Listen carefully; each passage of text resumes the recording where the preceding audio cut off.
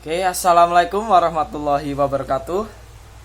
Perkenalkan, nama saya Aditya Permana Putra, NPM 182302488. Kelas BJKR 5G Universitas PGRI Semarang. Oke, di sini kita akan membahas tentang manajemen lagi ya. Yang kemarin kita memahami apa itu manajemen. Sekarang kita masuk ke manajemen diri. Yang pertama, saya akan menjelaskan apa sih manajemen diri. Mungkin kalian yang belum tahu atau memahami diri sendiri ya maksudnya. Itu saya akan bahas. Jadi, manajemen diri itu adalah kemampuan untuk mengatur emosi dan perilaku seseorang dalam situasi yang berbeda.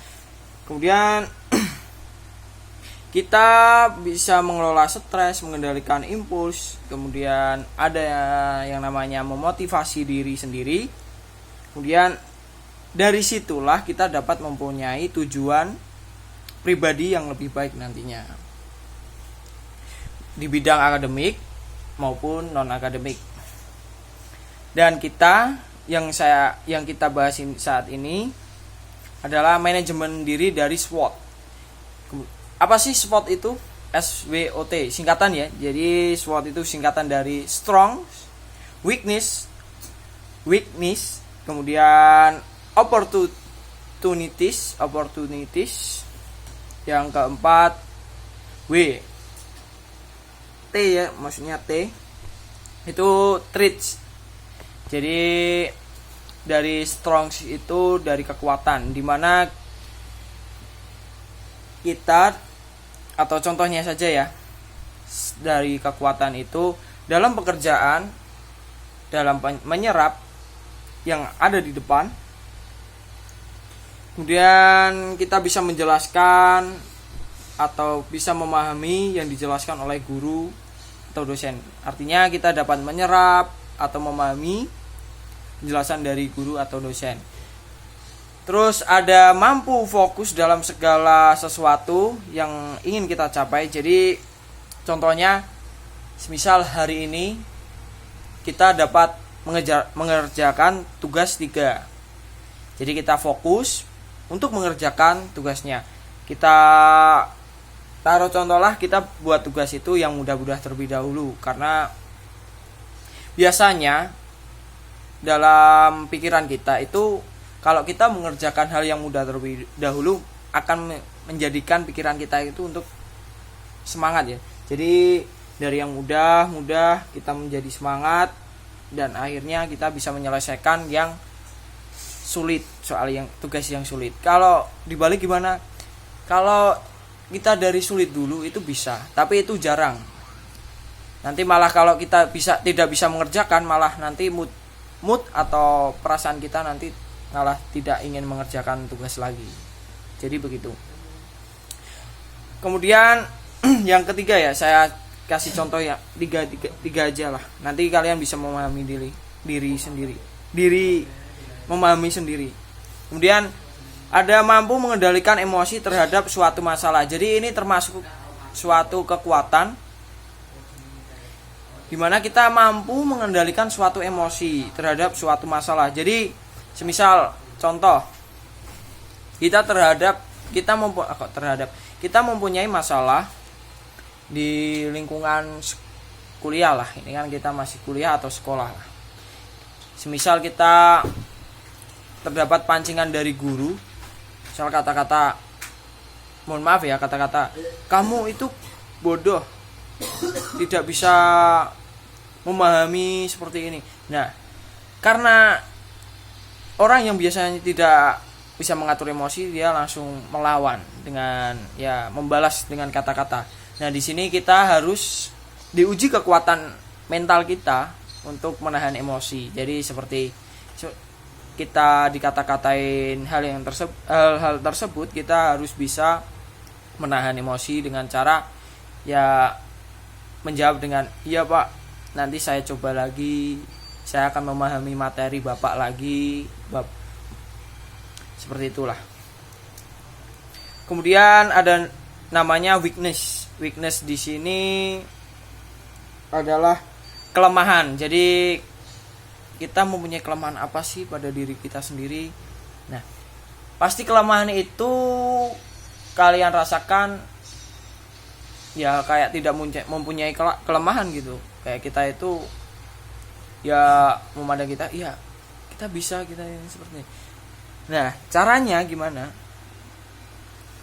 Kita bisa melihat kelemahan kita itu biasanya pada dilihat dari orang lain ya. Misal orang lain mengatakan kita, kamu itu kurangnya seperti ini, kurangnya, ya diterima saja gitu loh.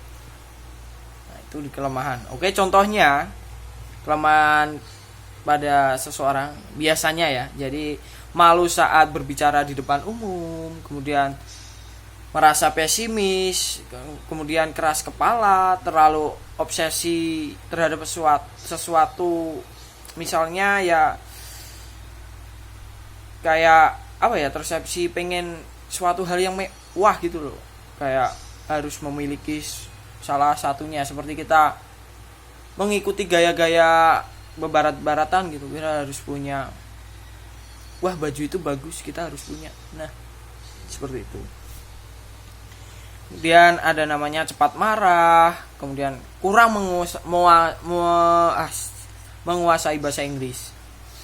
Jadi yang kalau kata-kata sekarang itu bahasa anak gaul adalah insecure ya, kita kurang pede gitu lah. Itu pada kebiasaan, biasanya kelemahan pada diri kita itu seperti itu kebanyakan ya. Kemudian cara mengatasi kelemahan kita itu apa sih? Kalau contohnya ambil satu aja ya, malu berbicara di depan umum.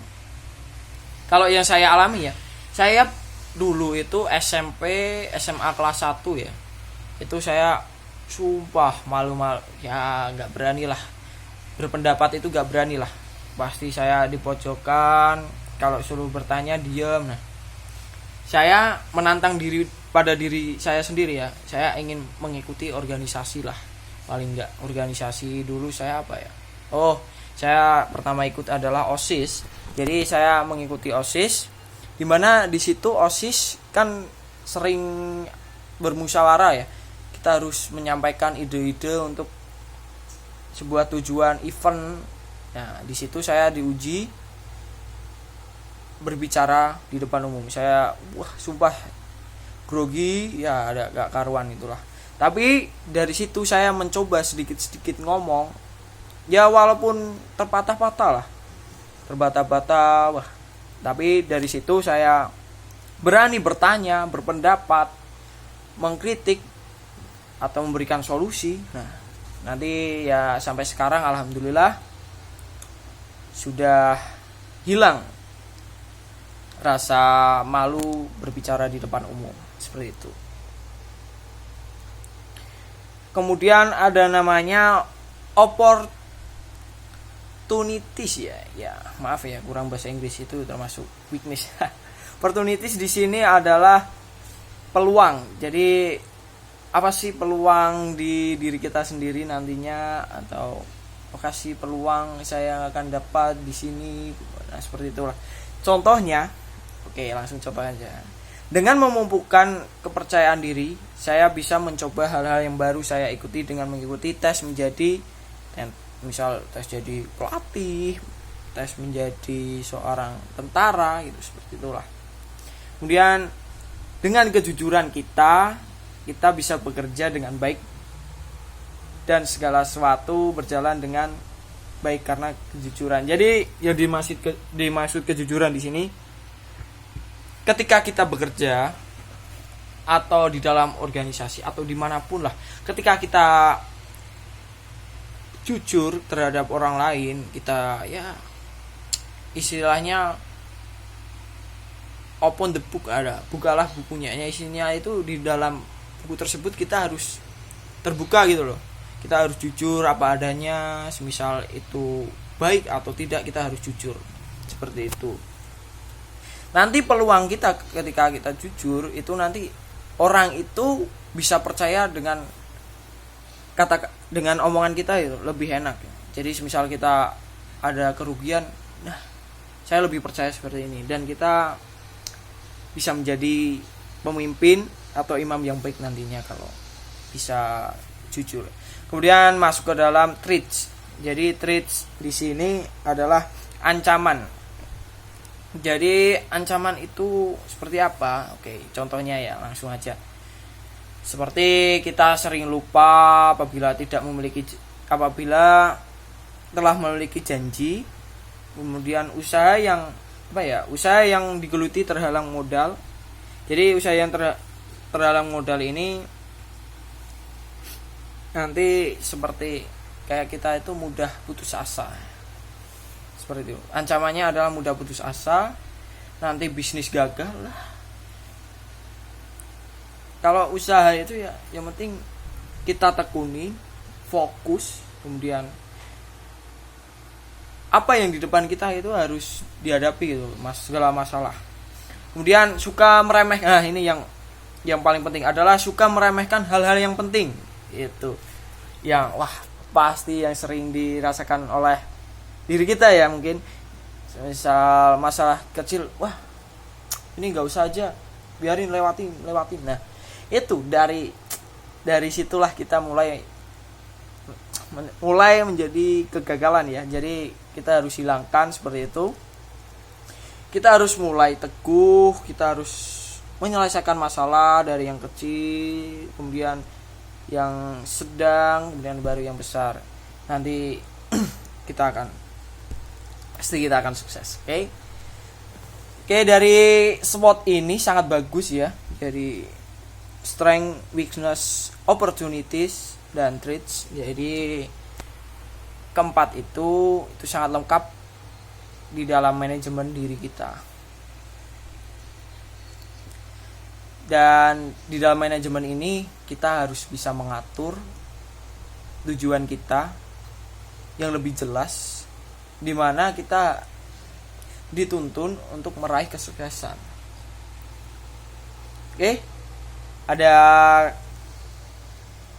kata-kata hebat ya. Jadi nanti kalau kita sudah sukses, jangan lupa bersedekah dan selalu senyum. Oke? Salam olahraga, salam prestasi, salam sukses. Terima kasih. Saya Aditya Permana Putra. Undur diri. Ya.